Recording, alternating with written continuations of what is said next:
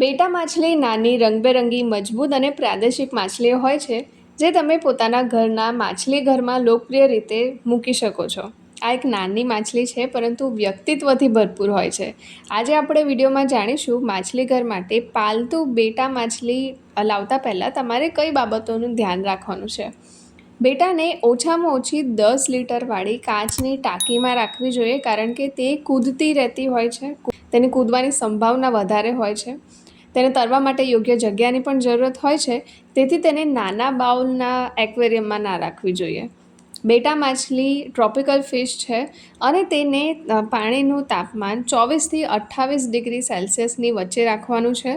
શિયાળામાં જ્યારે પાણી ઠંડુ થઈ જાય ત્યારે તમારે તેની અંદર હીટર પણ લગાવવું પડશે. બેટા ફિશ ધીરે ધીરે તરે છે અને તેનાથી તેને પાણીમાં જે તમે ફિલ્ટર મૂકો ને તે એકદમ જેન્ટલ હળવું હોવું જોઈએ અને અઠવાડિયામાં 25 થી 30% પાણી બદલતા રહેવાનું છે. બેટાને દિવસમાં 2 વાર હાઈ ક્વોલિટીનું બેટા ગોળીઓ અથવા ફ્લેક્સનો એક નાનો ભાગ તમારે માછલીને જરૂરથી ખવડાવવાનો છે. બેટા એક પ્રાદેશિક માછલીઓ હોય છે, તેથી કરીને તેને એકલી જ એક ટેન્કમાં મૂકવું જોઈએ, ક્યાં તો પછી બીજી અન્ય માછલીઓ જે એકદમ શાંત નેચરવાળી હોય તેની સાથે તમે મૂકી શકો છો. જે મેલ બેટા ફિશ હોય તેને બીજા મેલ બેટા ફિશ સાથે ના મૂકવી જોઈએ કારણ કે તે અંદર લડ્યા કરે છે.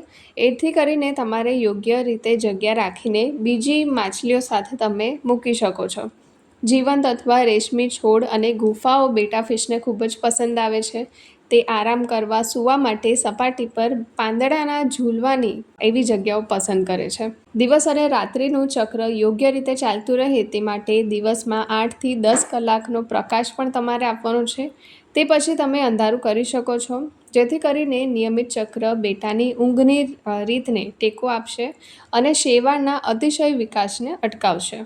બેટા ફિશ સમય જતાં પોતાના માલિકને ઓળખી શકે છે અને તેને રમકડા પણ ખૂબ જ પસંદ હોય છે, જેમ કે તરતા અરીસાઓ અને પિંગ-પોંગ બોલ જેવી વસ્તુઓ તેને મનોરંજન કરી શકે છે.